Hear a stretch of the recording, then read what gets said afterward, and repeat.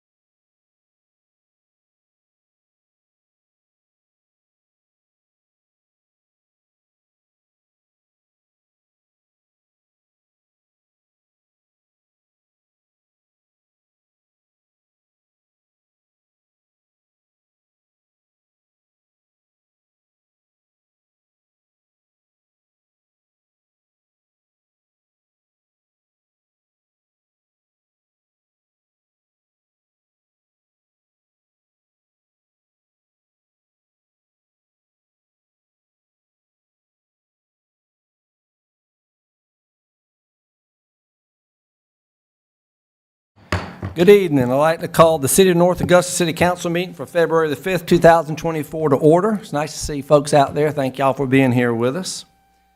You are welcome to join me in prayer. Dear God, I ask that you be with this council as we begin our meeting. Give us guidance on your perspective and the right priorities as we do the work of the city. I ask that you give each of us discernment, open hearts and ears as we strive to honor you in our decisions in order to make North Augusta a great place to live. Amen. If able, please stand for the Pledge of Allegiance.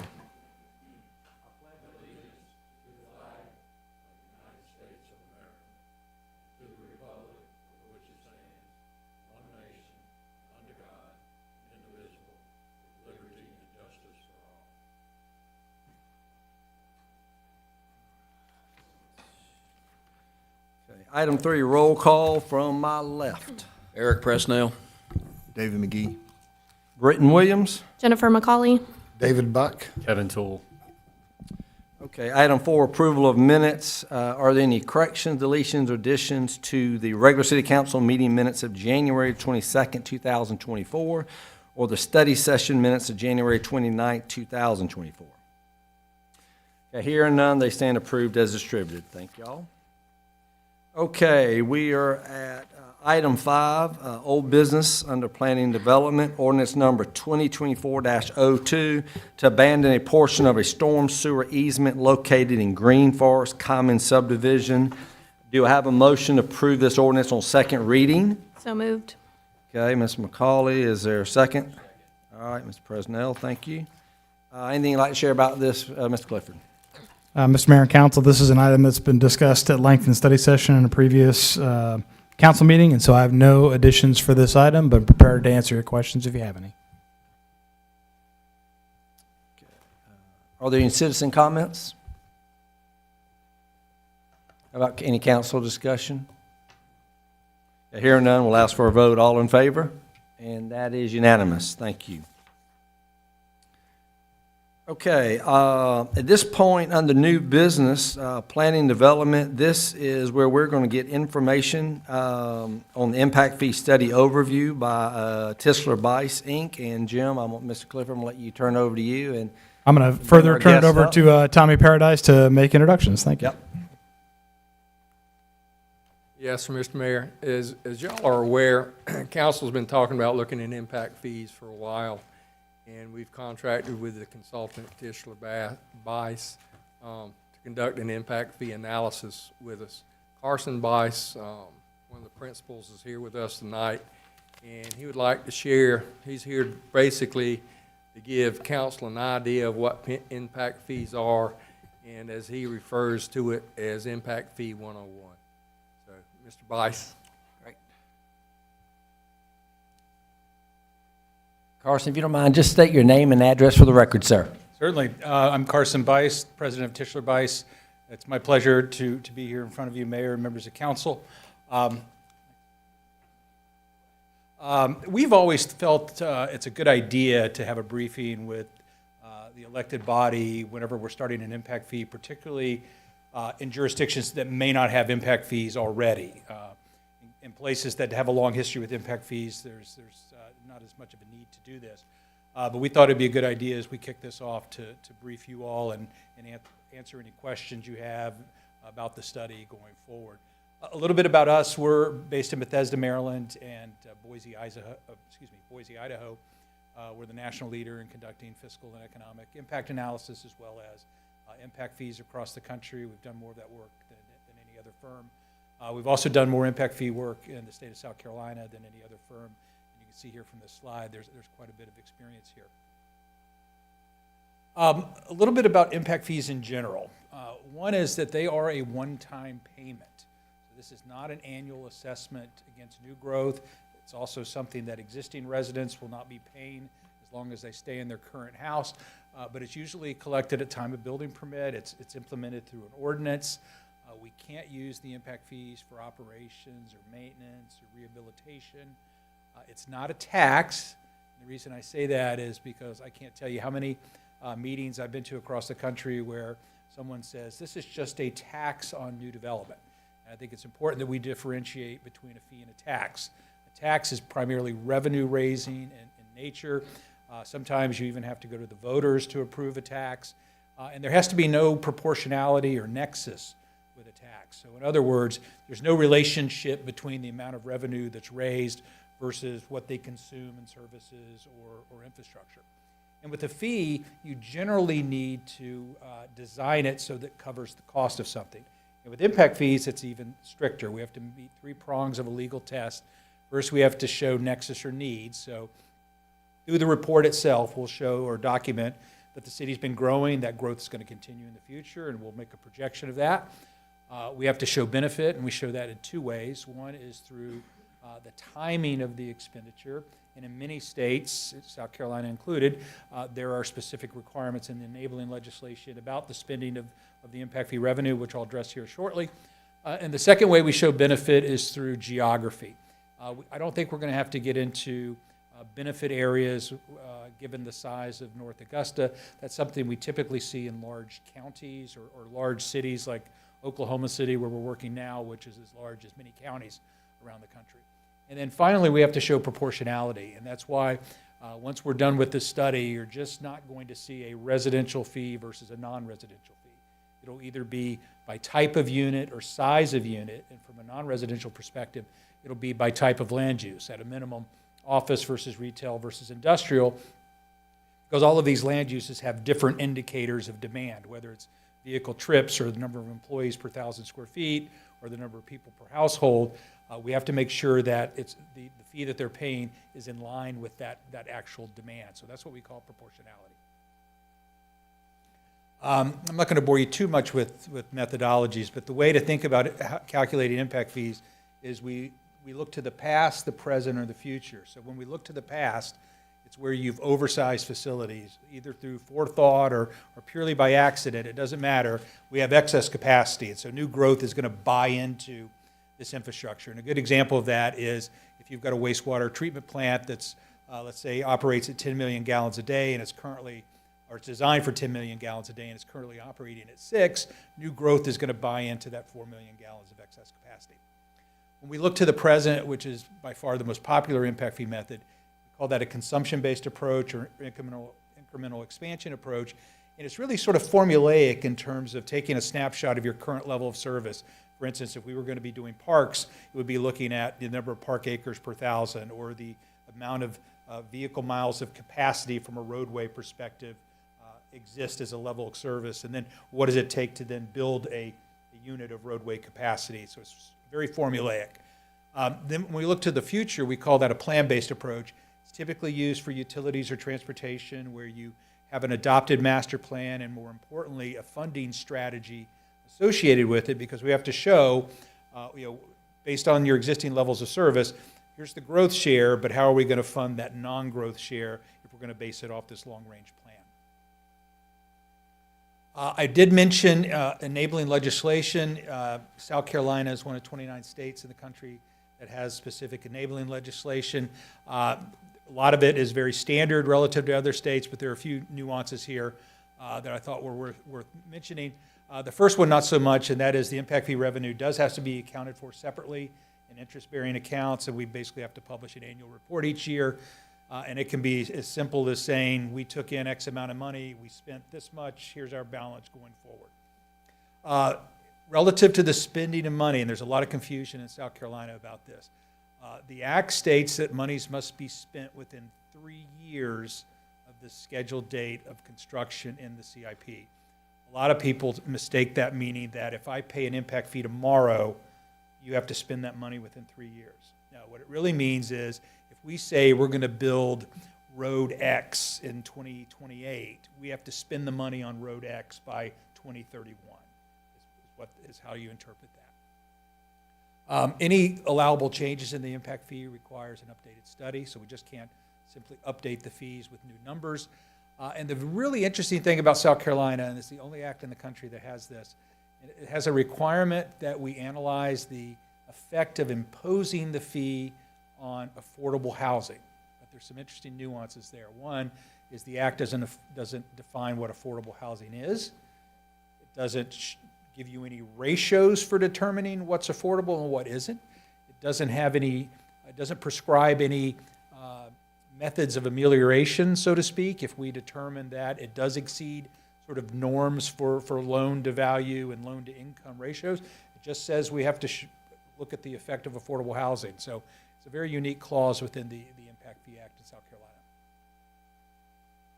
So as part of impact fees, one of the things that's very important in the methodology is we have to guard against new development paying twice.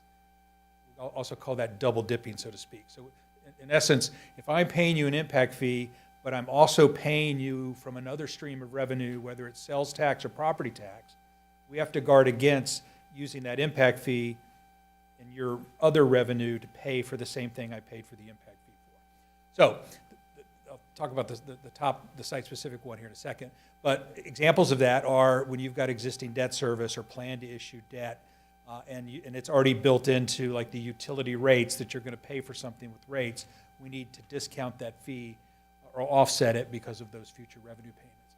It's also common to have to give credits when you have dedicated revenues, where you either have a property tax or a sales tax that's dedicated to transportation or parks or public safety. If you're going to use that for capacity that we're also calculating the impact fee for, we're probably going to have to discount that fee. And then the second type of credit is not baked into the methodology, so to speak. It'll be outlined in your implementing ordinance.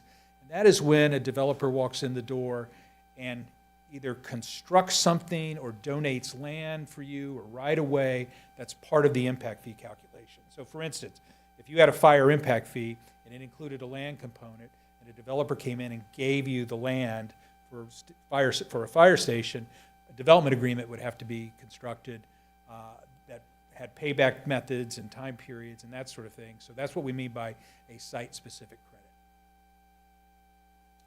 So why impact fees? We get asked that a lot. One is infrastructure capacity is essential for you to accommodate new development, attract economic development opportunities, et cetera. It's also a way to ensure that new growth pays its equitable share. And related to that is one of the bullet points,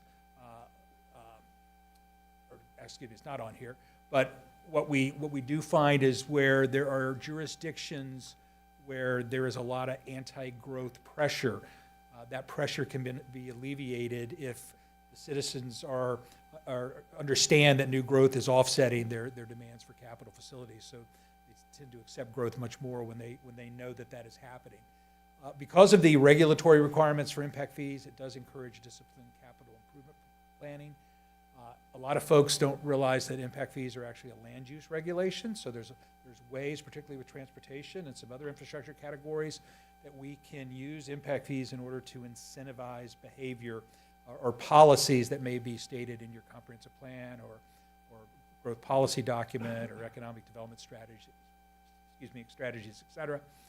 Also, we find where in jurisdictions where you may not have impact fees in place and there's just sort of an ad hoc exaction process that can vary from project to project, it makes it very difficult for the development community to get their financing in order if they don't know what the ask is going to be from project to project. So compared to those negotiated agreements, impact fees can lead some predictability to the development process.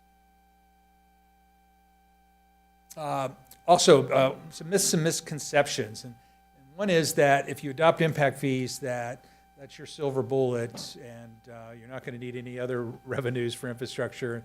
And that's simply not true. I did mention existing levels of service, and a lot of times your overall capital plan includes projects that may be elevating the levels of service or correcting existing deficiencies, so to speak. So you're going to need money for that.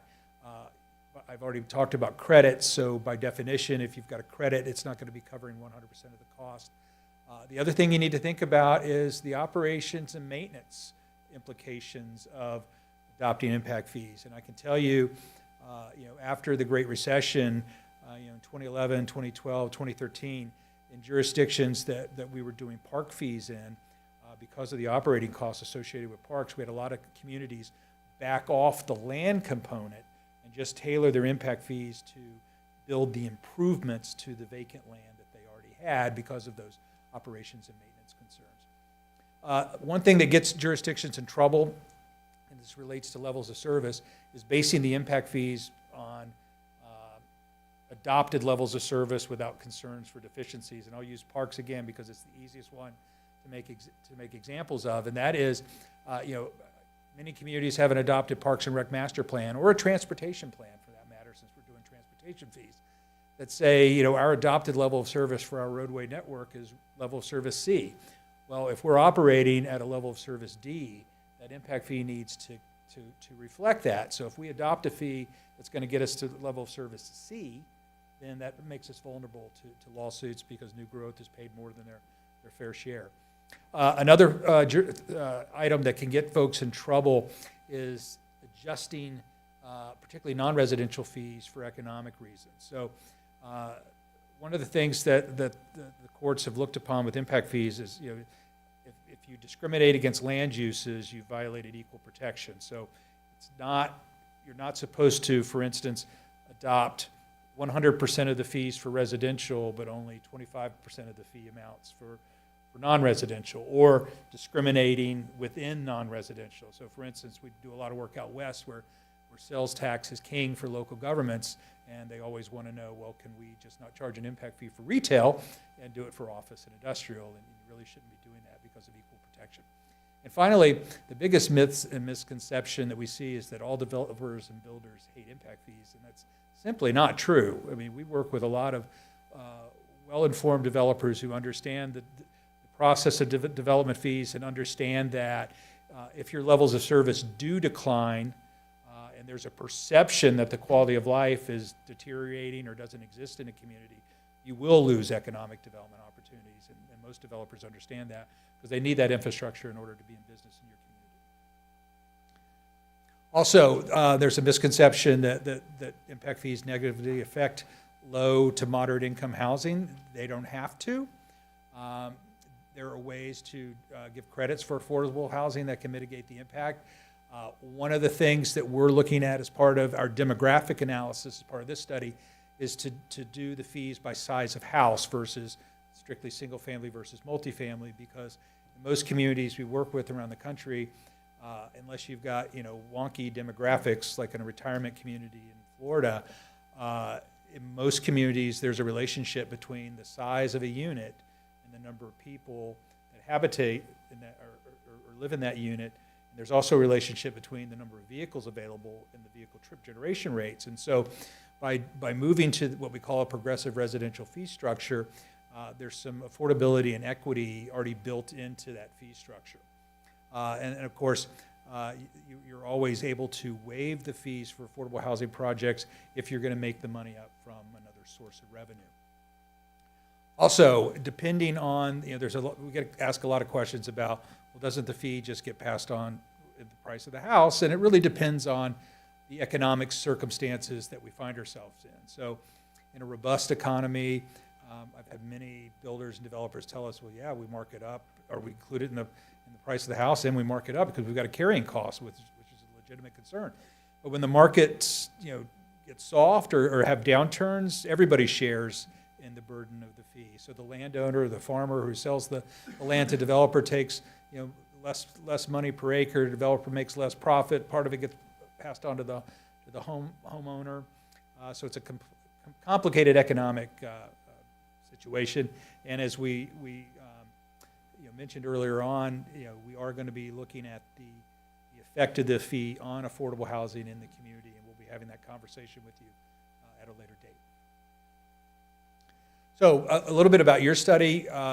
It is focusing on 4 areas: transportation, stormwater, water and wastewater. And the process is fairly straightforward, and it's still early days. We're on tasks 1 and 2 here, where we meet with staff to determine your existing development base and project future growth going forward.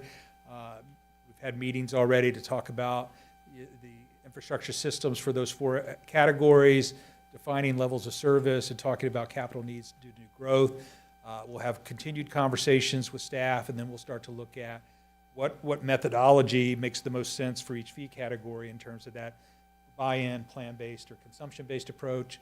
We'll evaluate the need for credits. We'll calculate the fees, evaluate the impact of affordable housing. There'll also be stakeholder outreach, not only with you all, but with the development community at large. And one of the unique vagaries of the South Carolina Act is it says that you have to take it to the Planning Commission first. They pass a resolution to send it on to the council, and so that'll be part of the process as well, and then you all will actually go through that adoption process. Next steps, we'll continue those meetings with staffs. We'll complete the impact fee capital improvement plan, complete that affordable housing analysis, get a draft report together, do our stakeholder outreach, and then start the adoption process. With that, I'm happy to answer any questions that you may have. Carson, I got a couple questions for you. Sure. Talk about the capital improvement plan. What exactly, describe that to us? Yeah. So there are a few acts in the country that make reference to a CIP, or in Georgia they call it a capital improvement element, in Arizona they call it an infrastructure improvement plan.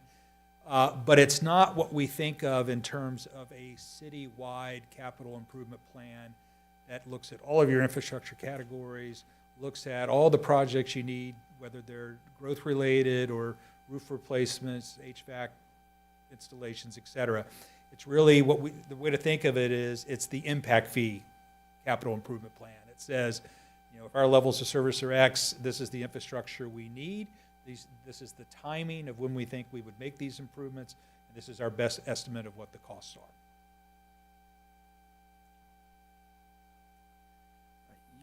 You talk about that the law does not give you a definition for affordable housing, but you keep talking about doing analysis. So Right.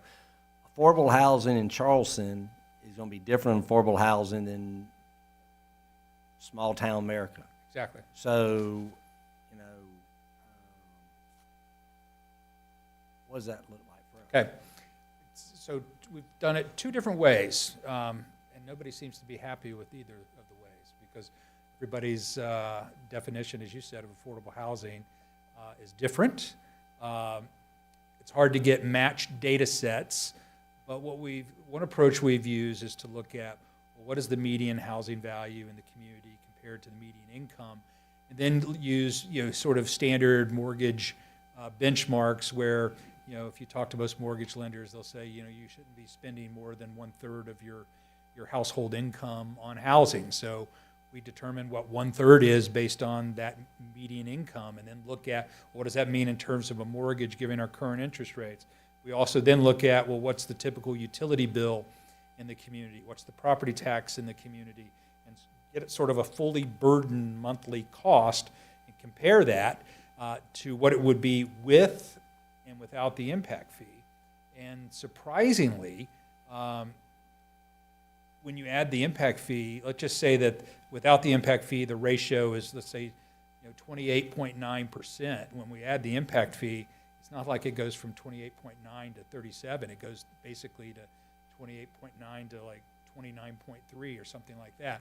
So it's not really moving the needle that much, particularly if we're not talking about schools, because that's the large impact fees. And I can give you an example. When we did the impact fee study in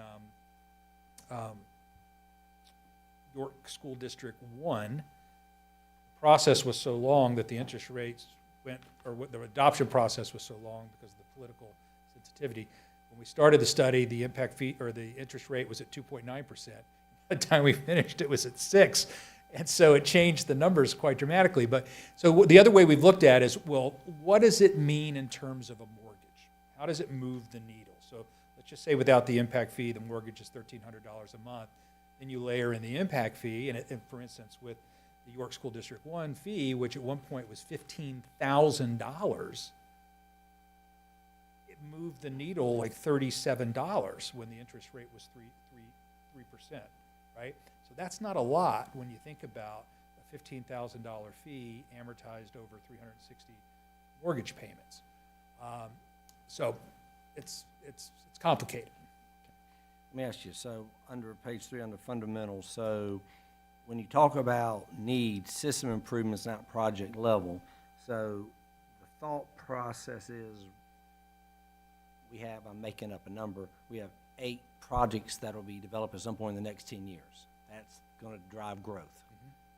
we're looking at it holistically, not, oh, this project A is gonna be a big one, and that may start in 5 years. It's not project to project, it's looking at the overall growth that we're having based of collectively of all these projects. Yes and Is that no. I what mean, you're it saying? it is going to say, like, for instance, with roads, if you do a plan-based approach, it's going to have a list of, 6 or 8 or 10 different road projects in different years. The difference between system-level improvements and non-system level improvements, using roads as an example, is if I'm a developer and I'm building a 1,500 lot subdivision, as part of the development approval process, I may be asked to construct a turn lane that goes into my development. So that's a project level improvement. But I'm also going to be asked to pay an impact fee, which is going to be used to widen roads throughout the network that are truly system level improvements that carry traffic throughout the city's network. Okay, so your example about the road, so it's not necessarily a brand-new road, it's development that is impacting our current roads. Well, if you're going to widen current roads, what I'm it could be saying. a combination. It Okay. could be improvements to existing streets, but also new streets as well. Okay. Explain this to me again. You talked about proportionate. So you're saying it's gonna be off of, explain the proportionate to me again. Okay, so from a residential perspective, in most communities, single-family residents or single-family units have more persons per housing unit than multifamily. That's why a single-family fee is higher than a multifamily fee because of that number of people. From a non-residential perspective, let's just talk about roads. Retail generates substantially more average daily vehicle trips than office does and industrial does. And so the retail fees are higher because of that trip generation rate. So that's what we mean by proportionality. That's why we just don't treat all of non-residential the same.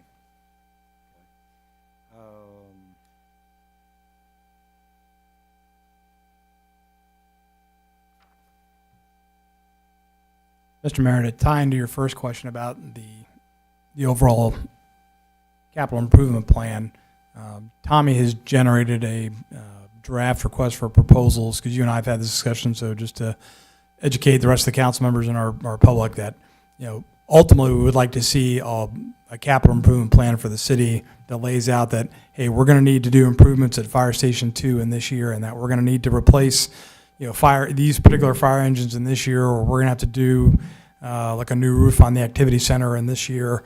And that's not something that we have currently on the books. So in conjunction with the impact fee study that we also want to do at some point in time later this year is put something out on the street for a holistic capital improvement plan that those two can marry up together and be able to look at improvements across the city in a long-term budgeting kind of way. So there were, we can look at it now and know, hey, the lifespan of a fire engine is supposed to be 20, 25 years or thereabouts. But there's a lot of things that go into a capital improvement plan, and we've looked at a number of them here in South Carolina. Some of them are internally done, and those tend to be done in smaller cities with less assets. But for a city our size, typically you're going to have a firm come in and do those kinds of analysis for you. And we've looked at a number of those cities and looked at some potential options. But I would expect that sometime later this year, the staff's going to come back here and propose that we move forward on a request for proposal and then subsequently a contract action for a capital improvement plan. What's your timetable as far as realistically, talking about next steps, but kind of realistically, depending on how this goes, coming back to us for us to decide, and what are we looking at? Yeah, I would say we'd be ready to come to the council end of April.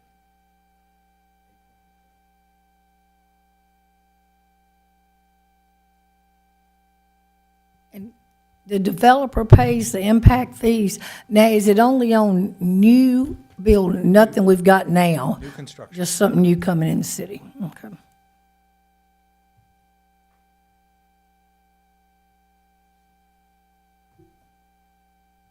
And that covers, that's across the board, that's not just residential, that's even includes commercial, the whole thing. All right, I jumped ahead and asked a lot of questions, a little more ignorant than But any thought, any other questions you have? Kevin, you got anything? Yeah, just better Thank you, understand in the process portion, when you talk about, the fourth step down, evaluate the need for credits after you've kind of looked at the methodological alternatives and those sorts of things. Can you just expound on what that looks like? And I mean, are there situations to where you've evaluated the need and said, really have no need in this community? Just help me Yeah. understand that Yeah, process so, better. it's pretty straightforward if you don't have dedicated revenues. Also, a lot of times we'll get into situations where if a policy decision is made where, for instance, gas tax, a good example of that. Most communities we work with get gas tax, and some of them may use it for capacity. But if you just make a policy decision that from this point forward, we're only going to use gas tax for maintenance and rehab, then we don't have to give a credit. Right, so it's a little bit of both.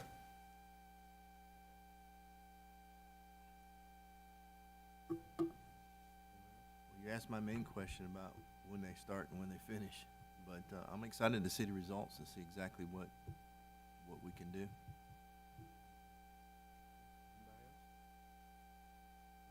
Carson, thank you, sir. My pleasure. Look forward to Appreciate your talking to time. you again. Yes, sir, we'll be in touch.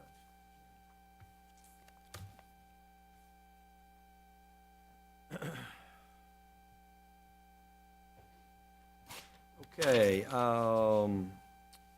couple things. Item 7, City Council, revised City of North Augusta City Council meeting schedule notice for January 2024 through December 2024.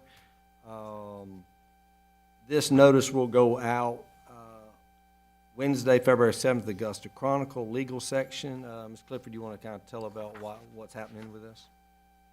Yes, Mr. Mayor. So if you look in your handout as attachment number 7, highlighted in red under April 2024 is the 15th of April as a council meeting at 6 p.m. So according to the ordinance that we have, required to do 2 a month, or at least 1 a month, and with the public notice that we have.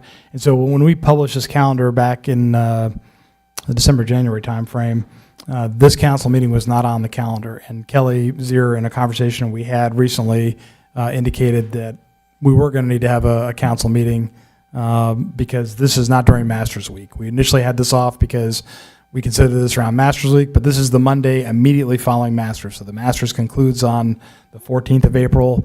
This council meeting does not fall within Masters Week, so this needs to be added back to the batting order of council agenda. So that's why you have a updated calendar here. What I would like to show, though, is that there is no meeting during Masters Week, so no study session. So if there are council items that are on there, we'll be prepared as staff to talk them more in depth during the council meeting itself. So if you have questions, we'll be able to answer them then, but we will not have a study session in between the council meeting on the 1st of April and the 15th of April. So it'll just be a council meeting on the 1st and then a council meeting on the 15th of April. So hopefully I've made that less confusing and not more. We got you. All right.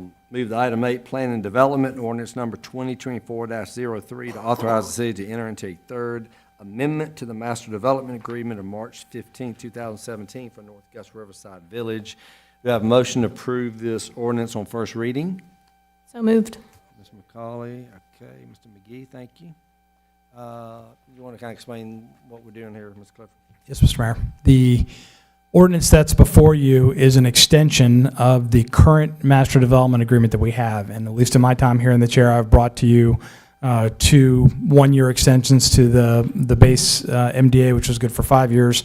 And so ultimately, this is a 60-day extension, not a full 1-year extension. And the purpose of this extension is to grant the staff and the developer more time to come to terms on the long-term master development agreement that South City Partners will be more involved in. And you had a pitch at the last council meeting in the study session where this developer came and talked about what their plan was for Riverside Village for parcels C, K, G, H, D, and I. And so we are in negotiations with our financial advisors, our outside legal counsel, with the city attorney, with the planning director, with South City Partners, and also with Greenstone.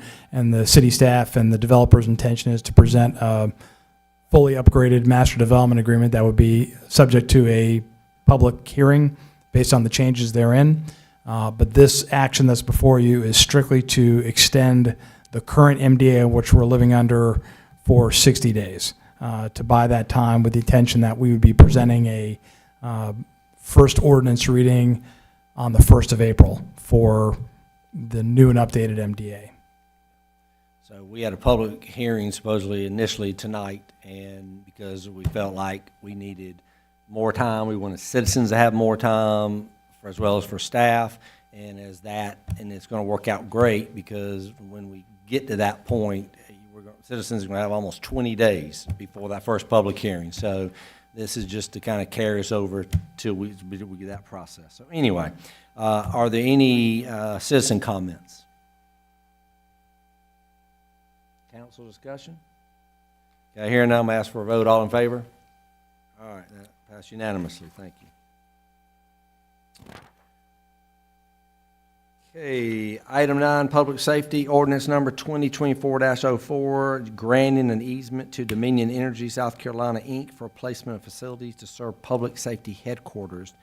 Do I have a motion to approve this ordinance on first reading? So moved. All right, Mr. Buck, second, Ms. Carpenter, thank you. We'd like to share about this, Ms. Clifford. Mr. Mayor and Council, this is a very similar ordinance that you have seen with Fire Station 1, where we grant Dominion Energy an easement to be able to conduct actions if required on city property to service transmission lines and electrical infrastructure. And so our recommendation from the staff to the council is to approve this action. Are there any citizen comments? Any council discussion? Doesn't matter. I'll pull the diagram for you. Stand by. Yeah, that's what he wants to do. It is on the drawing. Okay.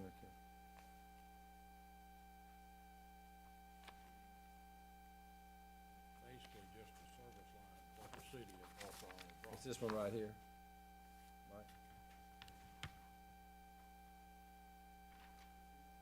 No, I'm looking to make sure I'm saying that. No, that's the other one. That's a quick claim, yes. I'm going to jump ahead. Exhibit A.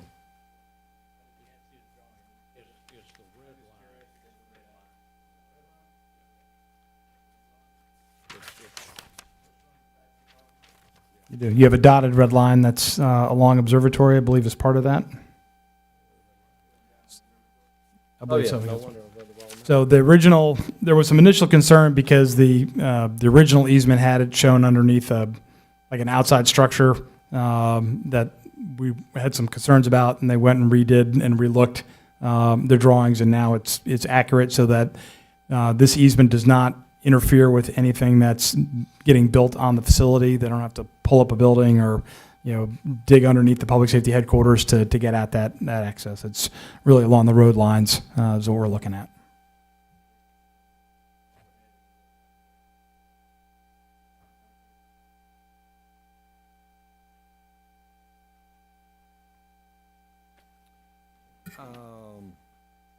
All right. Any other discussion, questions? All right. I'll ask for a vote. All in favor? And that's unanimous. Thank you. Okay. Item 10, Engineering and Public Works, Resolution Number 2024-06, authorizing the city to accept quitclaim deeds from the South Carolina Department of Transportation for roads S186, part of that, and S717 and S634. Do I have a motion to approve this resolution? All right, Ms. Carpenter, thank you. Second? Mr. Buck, appreciate it. Anything you'd like to share about this, Ms. Clifford? Mr. Mayor and Council, this is an item, if you recall, as we were doing the Bluff Avenue Connector and Greenway Connector project, that in order for us to be able to do this with SCDOT, that they had required us to take over parts of the roads. And so what you see there on West Terrace and Cumberland and part of Bluff is that this is the SCDOT essentially deeding those parts of the road to the city. So this is the formal technical action that the city will take those roads from SCDOT. I mean, it's just so weird. We owned half the road and they owned half the road. It's just like, I mean, how does that happen? I mean, All right, are there any citizen comments? Any council discussion? Very good. All right, I'll ask for a vote. All in favor? And that is unanimous. Thank you. Okay, any administrative reports? No, sir. Okay. Item 12, presentations, communication, and recognition of visitors. See, I didn't forget that, Jamie. At this time, citizens may speak to mayor and city council regarding any matters not listed on the agenda. Are there any citizens who would like to come forward? Okay. I've got a few announcements to make. Before I do that, or anything you want to say anything, Mr. President? Yeah, I just I told Kevin and David earlier, we lost Brian Lovett from a cancer battle. He went to school with me. I know he grew up right down from Kevin. Just wanted to let people know to pray for the Lovett family during this time. Very good. Thank you for saying. We will. You want to mention anything about the Miracle? You want to mention about Miracle League? You want anything about the Miracle League? Is that something Well, we've already had the groundbreaking. We got the cart before the horse. They went and broke the ground, but we are having a sort of official on this coming next Thursday? the 15th, yeah, 'cause at 2 o'clock, anybody wants to show up and just see, they've already got the ground dug up, ready to go, but it will be exciting that the Miracle League is on its way. That's awesome. Great. Okay. Our next meeting is February the 26th. That would be a study session. February 26th. That is a study session.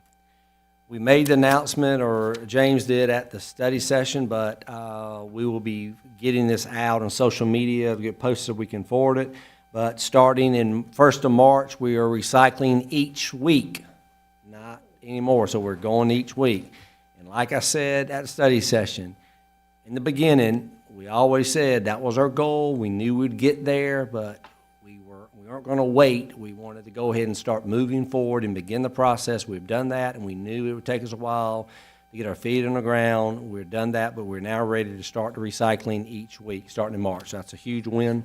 So very excited to our staff being able to put that together. I want to read this. I read this at the study session. On Wednesday, February 21st, the mayor, city council, and staff will be traveling to Lexington, South Carolina. The purpose of this workshop will be to discuss potential capital project sales tax 5 projects, to update the capital projects 4 spend plan, and provide an update on tourism efforts. This workshop is being held off-site, out of the city, to have mayor, council, and staff together for discussion with minimal distractions. Council will also tour downtown Lexington to learn what they've done to revitalize their downtown. Since a quorum of council members will be present in Lexington, this will constitute a meeting as identified by the Freedom of Information Act. However, there will be no votes or formal action by the council during their presence in Lexington. This will be an open meeting the public may attend. The mayor, council members, staff will be assembling at the town of Lexington, 111 Maiden Lane, Lexington, South Carolina. It's anticipated that parties should arrive at approximately 9 a.m., return north by approximately 6 p.m. So we're posting that. So we've done 2 readings on that. Mayor, Yes, ma'am. since you listed what we're going to be discussing, will we be able to discuss anything else or just that? That's going to pretty much take up most of our time. We have something on our mind. Well, let's talk off, let's just see. Well, Yeah. I just don't And we'll want have to some go flexibility, line but, of line yeah, of yeah. Well, yeah, we're saying, those are the main topics, but again, all we're reporting, we don't have to tell them what that is. We're doing that just to do that. So, yes, we can bring up, because we're a quorum, we just aren't going to be voting or anything, but we're going to have a pretty full agenda. But as always, at every off-site retreat, we always do leave some Q&A time. Okay. So the other thing I just want to tell you, I don't know how many of y'all, have seen this, but this is our, in your water bill, you should have gotten this resource pamphlet. And this is, we're actually going to continue to work on this. It's not exactly the way we need it to be. But just to let you know, the idea is we are starting once a quarter to start handing out mailing tangible updates about our city. This is something that citizens have asked for. It falls under our communication plan. It's another way for us to communicate. And I'll tell you, I'm very pleased so far. In Mayor's Matters, one of the things I list on here was that we have a citizen involvement form. And this allows you to tell us if you want to volunteer in the community. And since this came out, the week after this came out in the water bill, I've already received 3 citizen involvement forms. So, and all 3 of them because they read this newsletter, which means, so I just want folks to know we're going to keep fine-tuning this. It's not what it needs to be yet, but we're going to, every quarter, we are going to send out information, calendar, upcoming dates, things that are happening that we're talking about. So it's going to be a great resource that tangibly in people's hands. So I just throw that out there. If you haven't had a chance to read yours, please read some good information on there. All right. At this point, that's all I got. You good? Good. All right. We stand adjourned. Thank y'all. Have a good evening.